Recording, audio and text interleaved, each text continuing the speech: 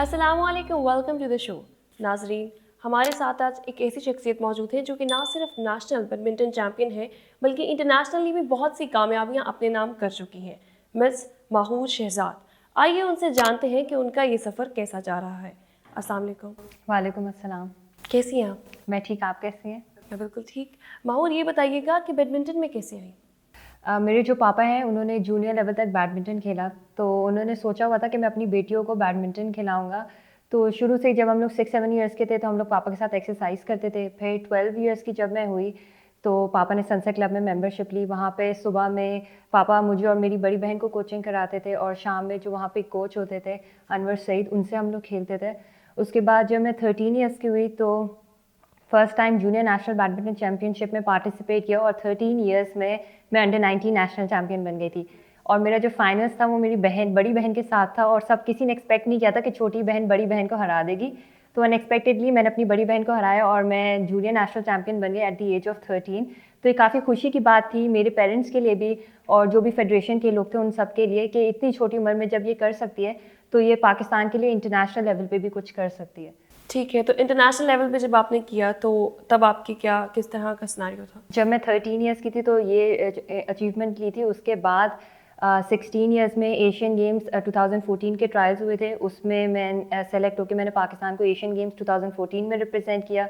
उसके बाद जब मैं 18 इयर्स की हुई तो मैं पाकिस्तान नंबर 1 बन गई थी। 19 इयर्स में मैं नेशनल चैम्पियन बन गई और तब से लेकर अब तक मैं इंटरनेशनल चैम्पियन पाकिस्तान की सिंस 5 कंसेक्यूटिव ईयर्स। उसके अलावा 2016 में पाकिस्तान इंटरनेशनल सीरीज़ में मैंने सिल्वर मेडल लिया था।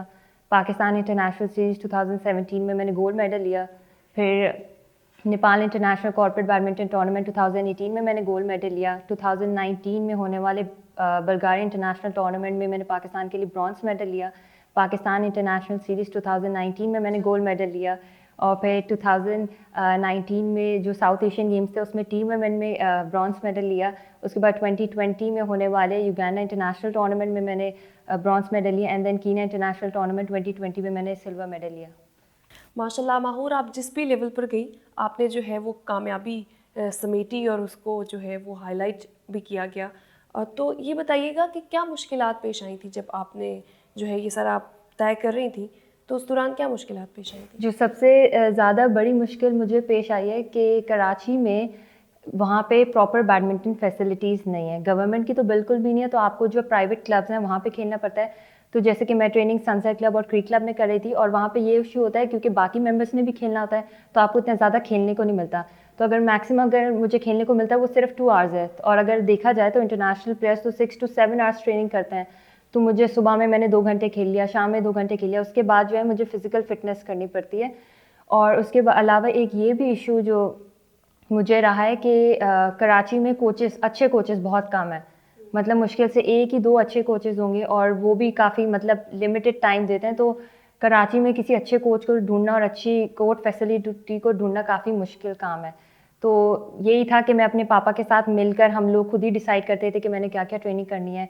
हम लोग अपना ट्रेनिंग प्लान खुद बनाते हैं और उसके बाद जो भी मैं मैचेस खेलती हूँ उसको मैं और मेरे पापा बैठ के एनालाइज़ करते हैं, वीकनेसेस ढूँढते हैं और फिर हम लोग उस पे काम करते हैं।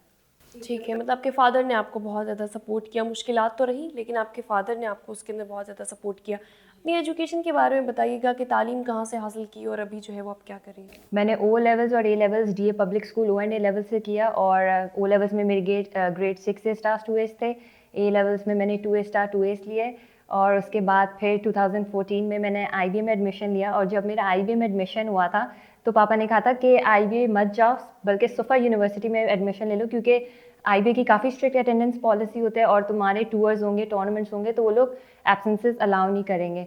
लेकिन फिर 2014 में जब मैंने IBA में एडमिशन लिया तो हमने डॉक्टर इशरत हुसैन उस वक्त थे डीन IBA के, उनसे मीटिंग की और उन्होंने कहा कि IBA आप पूरी कोशिश करेंगे कि आपको सपोर्ट करें और उन्होंने सपोर्ट किया भी। जितने भी मेरे एग्ज़ाम्स मिस होते थे वो लोग दोबारा ले लेते थे, अरेंज कर लेते थे और असाइनमेंट्स वगैरह भी और एब्सेंसेस भी उन्होंने उनकी जो एब्सेंसेस पॉलिसी थी वो उन्होंने मेरे लिए काफ़ी लीनियंट कर दी थी।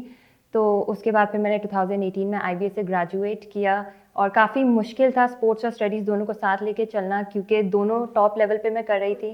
तो ऐसा भी वक्त था कि जो है ना मेरे एग्ज़ाम्स होते थे और मैं इमिग्रेशन लाइन पे खड़ी हूँ और मैं पढ़ रही हूँ, एयरपोर्ट पे बैठ के भी मैं पढ़ रही हूँ। तो काफ़ी टफ़ टाइम गुजारा मैंने। आपने बहुत अच्छे तरीके से मैनेज किया अपनी एजुकेशन को और अपनी स्पोर्ट्स को साथ साथ, जैसे भी आपने बताया। तो क्या मोटिवेशन थी उस वक्त, किस चीज़ ने आपको मोटिवेट रखा? असल में जो मेरे पापा हैं ना, वो कहते हैं कि टाइम को वेस्ट नहीं करना। अगर आप लोग जो भी कर रहे हो ना, वो प्रोडक्टिव चीज़ होनी चाहिए। तो टाइम बिल्कुल भी नहीं वेस्ट करना। तो स्पोर्ट्स और स्टडीज़, मतलब ऐसा नहीं था कि मैं फ्रेंड्स के साथ हैंग आउट करूँ, मैंने बिल्कुल छोड़ दिया था। इवन अगर कोई फ्रेंड बुलाती भी अपने घर, तो मामा पापा मना कर देते थे, कहते थे कि तुम्हारे पास इंपॉर्टेंट और चीज़ें करने को, तुम अपनी ज़िंदगी बनाओ, क्योंकि यही वक्त है। क्योंकि यही चीज़ होता है, अगर आप अभी निकल गए तो निकल गए, वरना फिर अगर आपकी एज गुजर गई फिर आप परफॉर्म नहीं कर सकते। और फिर मेरे जो पापा हैं वो भी काफ़ी हार्ड वर्किंग है। मैंने उनको देखा कि वो रात में सिर्फ 4 घंटे सोते हैं और सुबह में उठ के ऑफिस जाते हैं, और फिर ऑफिस से इवन अगर वो लेट नाइट वापस आते हैं कोई 10-12 बजे भी, तो वो अपनी ट्रेनिंग नहीं छोड़ते, वो अपनी ट्रेनिंग करते हैं और रात में 2 बजे सोते हैं। तो शुरू से मैंने अपने पापा को ही सोचा हुआ था कि मैंने इन जैसा बनना है और अपने टाइम को वेस्ट नहीं होने देना। इसलिए मैं जैसे सुबह में ट्रेनिंग की, फिर यूनिवर्सिटी गई, यूनिवर्सिटी से वापस आई, सोई, फिर शाम में ट्रेनिंग की और फिर रात में भी असाइनमेंट्स वगैरह किए। आपने जिस तरह आपकी फैमिली की सपोर्ट रही है आपके साथ, जहाँ पे सपोर्ट होती है वहाँ पे जब आप कुछ कर रहे होते हो तो बहुत ज़्यादा क्रिटिसिज्म भी होता है कुछ लोगों की तरफ से। तो आपकी लाइफ में कोई ऐसा क्रिटिसिज्म जिसने आपको बहुत बुरी तरह शेक कर दिया हो, या फिर कोई ऐसे कमेंट या इस तरह से, उसको किस तरह डील किया आपने? क्रिटिसिज्म ये है कि अभी जैसे कि अगर देखा जाए तो पाकिस्तान बैडमिंटन में इतना अच्छा नहीं है। पाकिस्तान से अच्छी और भी बहुत टीम्स है, और मैं अभी जैसे मेरी वर्ल्ड रैंकिंग 133 है, तो ऑब्वियस सी बात है कि मेरे से ऊपर 132 प्लेयर्स हैं। तो जब मैं बाहर इंटरनेशनल टूर्नामेंट्स खेलने जाती हूँ और अगर मैं पहले या दूसरे राउंड में हार जाती हूँ, तो ये सुनने को मिलता है कि ये तो बाहर जाके पैसे उड़ा रही है, मतलब कोई फ़ायदा नहीं हो रहा, पहले राउंड में हार जा रही है, दूसरे राउंड में हार जा रही है, तो ये खेलने क्यों जाती है। तो इस तरह के क्रिटिसिज्म से मतलब काफ़ी डिसअपॉइंटमेंट होती है, और फिर कभी कभार दिल चाहता है कि ना खेले इंसान, क्योंकि अगर यही सुनने को मिल रहा है, एक तो मैं पूरी सिर्फ एक मैं ही प्लेयर हूँ जो कोशिश कर रही हूँ कि मैं पाकिस्तानी फ्लैग पूरे वर्ल्ड में जाके रिप्रेजेंट करूँ, और मैं पाकिस्तान को रिप्रेजेंट करूँ डिफरेंट कंट्रीज़ में। तो फिर अगर आप इतनी मेहनत के बावजूद अगर आपको ये सुनने को मिले, तो फिर काफ़ी डिसहार्ट हो जाता है इंसान। अच्छा, जो लोग बैडमिंटन में आगे, जो लड़कियां और लड़के आना चाहते हैं, उनको क्या सजेशन देना चाहेंगी इस फील्ड के हवाले से? असल में जो मैं समझती हूँ, जहाँ तक मैंने देखा है, कि जो हमारे टॉप के पाकिस्तानी बैडमिंटन प्लेयर्स हैं उनमें और जो इंटरनेशनल प्लेयर्स हैं उनमें जो मेन फ़र्क है वो ये है फ़िटनेस का। तो जो भी लोग जो हमारी यूथ है और वो अगर इसको बैडमिंटन को एज अ प्रोफेशन लेना चाहती है, तो मैं यही कहूँगी कि आप कोच ट्रेनिंग के साथ साथ आप अपनी फ़िटनेस पे भी काम करें, और फ़िटनेस के साथ साथ आप जिम भी करें। कुछ लोग समझते हैं कि सिर्फ बैडमिंटन में आपको सिर्फ हैंड चाहिए, लेकिन नहीं, आपको फ़िटनेस भी उतनी ज़रूरी है जितनी स्ट्रेंथ ज़रूरी है, और उतनी आपकी कोर ट्रेनिंग भी ज़रूरी है।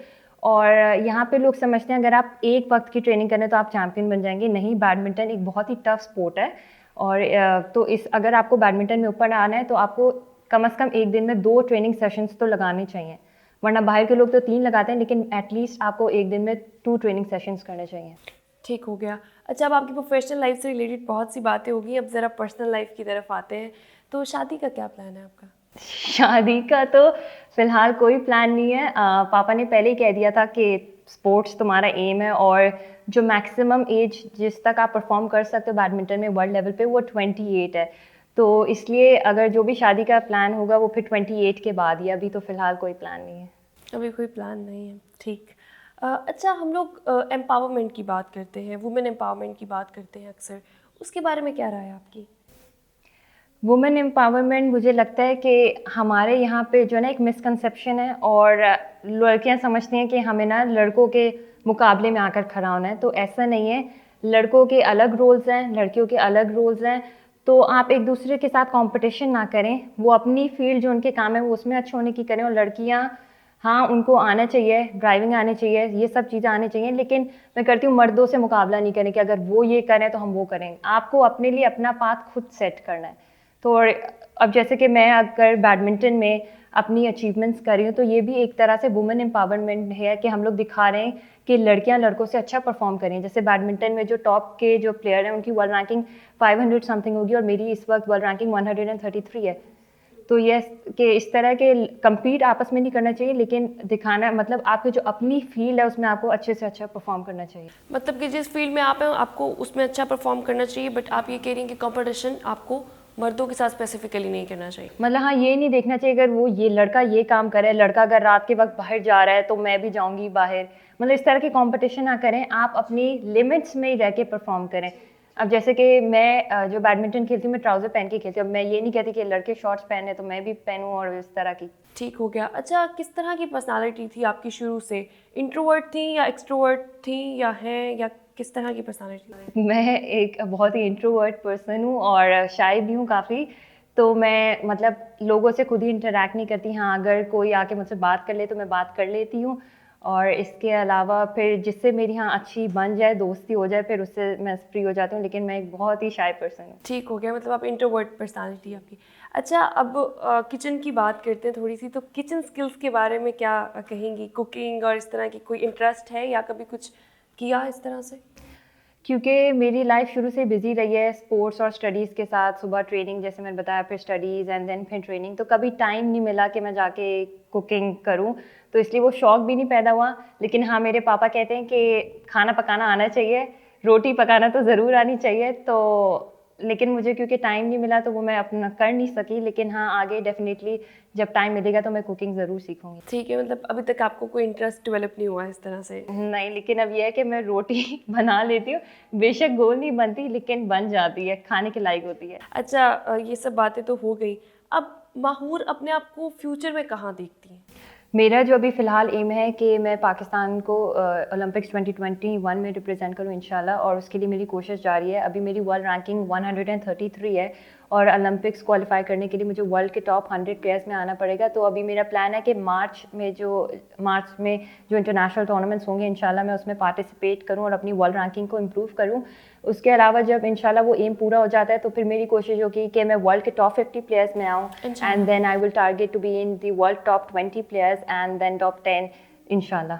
माहूर, हमारे जो ऑडियंस है उनके लिए लास्ट पे क्या मैसेज देना चाहेंगे? मैं यही मैसेज देना चाहूँगी कि आप लोगों ने जो चीज़ सोची हुई है उसके ऊपर ज़रूर काम करें, और जो भी आपने रास्ता लिया होता है, जो भी आपका वे होता है, उसमें हर्डल्स ज़रूर आती हैं, लेकिन उसका मतलब ये नहीं है कि आप मेहनत करना छोड़ दें। आप अपनी तरफ से पूरी कोशिश करें और रिज़ल्ट अल्लाह के ऊपर छोड़ दें। बहुत खूबसूरत बात कि कोशिश इंसान के हाथ में है और जो कामयाबी है वो अल्लाह ताला ने देनी है। बहुत शुक्रिया आपका कि आपने अपने कीमती वक्त से हमारे लिए वक्त निकाला। जी नाज़रीन, हमारे साथ मौजूद थी माहूर शहजाद। अपनी मेज़बान रामीन महमूद को दीजिएगा इजाज़त। ऐसे बहुत से शोज़ के साथ आपकी खिदमत में हाजिर होंगे, और हाँ, मेरे programme the pink side with Rameen को सब्सक्राइब करना मत भूलिएगा। अल्लाह हाफ़िज़।